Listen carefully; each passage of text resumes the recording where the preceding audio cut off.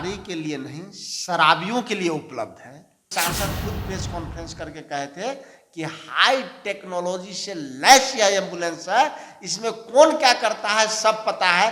दारू बिकता है, दारू की सप्लाई होती है, ये भी पता होगा उनको।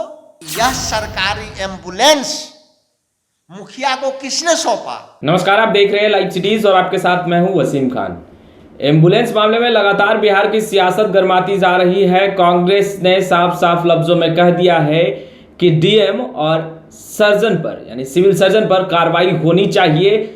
कांग्रेस के मुख्य प्रवक्ता राजेश राठौर ये कह रहे हैं कि बिहार के एम्बुलेंस मरीजों के लिए नहीं बल्कि शराब तस्करी के लिए बने हैं और सीधा का सीधा निशाना जो है वो केंद्र सरकार के साथ साथ राज्य सरकार पर साधते दिखाई दे रहे हैं। राजीव प्रताप रूडी जो सांसद हैं उस पर भी जमकर निशाना साधा है। क्या कुछ कह रहे हैं राजेश राठौर, जरा वो सुनिए। देखिए, बड़ा आश्चर्य होता है कि एम्बुलेंस बीमारी के लिए नहीं, शराबियों के लिए उपलब्ध है।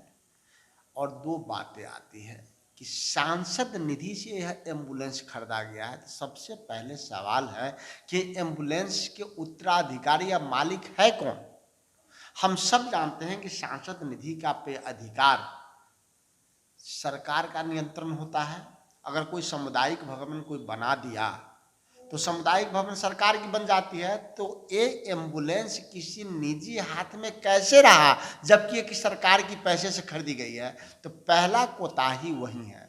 दूसरा, पिछले बार कोरोना काल में इसी एम्बुलेंस पे कई हाय तौबा हुआ था कि बीमारियों को छोड़ के, मरीजों को छोड़ के एम्बुलेंस पे पर्दे डाल के रखे गए थे। जब मामला आप लोगों के माध्यम से उजागर हुआ था तो वहाँ के माननीय सांसद प्रेस कॉन्फ्रेंस करके बताए थे कि एम्बुलेंस हाई टेक्नोलॉजी से लैस है।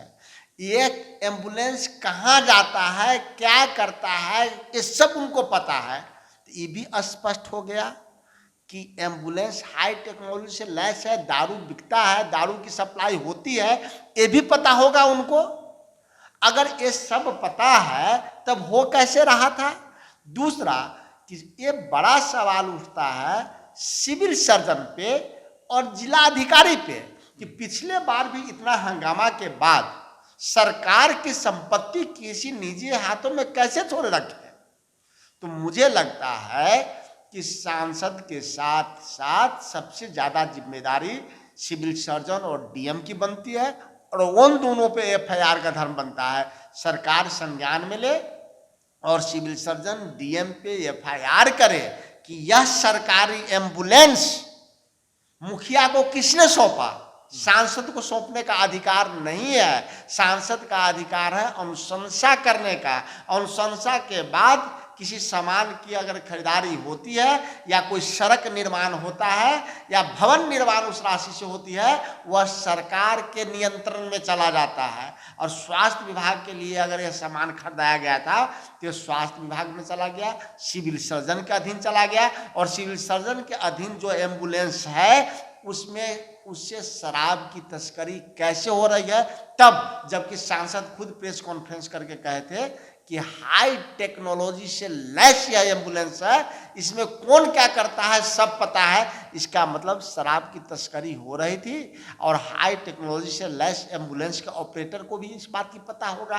तो अभी तक तो एक दो लोगों पे एफआईआर हुआ है, तो इसके टेक्नीशियन पे भी हो जो इसको मॉनिटरिंग कर रहे थे, जिला अधिकारी पर केस हो, सिविल सर्जन पर केस हो, और सांसद तो मात्र अनुशंसा करने लायक बनता है। सांसद का इस पर कोई अधिकार ही नहीं है। सांसद अगर जबरन एम्बुलेंस को अपने पास रखे हैं तो उन पे भी मुकदमा बनता है। तो आपने सुना राजेश राठौर को जो सीधा का सीधा निशाना साध रहे थे केंद्र सरकार के साथ साथ राज्य सरकार पर, और ये कहते नजर आ रहे थे कि सांसद राजीव प्रताप रूडी क्या जवाब देंगे कि जिस तरीके से वो बयान देते नजर आ रहे थे कि तमाम एम्बुलेंस हाईटेक हैं, तमाम एम्बुलेंस की जो स्पीडोमीटर है उसे कंट्रोल रूम से कहीं ना कहीं निगरानी रखी जाती है, जीपीएस लगा हुआ है। तो आखिर ये हाईटेक एम्बुलेंस से शराब तस्करी हो रही है, शराब ले जाया जा रहा है, क्या इसकी जानकारी उन्हें नहीं थी? खैर, लाइव सिटीज के साथ बने रहें। अब तक आपने हमारे चैनल को सब्सक्राइब नहीं किया तो तुरंत सब्सक्राइब कर ले, साथ साथ हमारे फेसबुक पेज को भी लाइक कर ले। आपका बहुत बहुत शुक्रिया।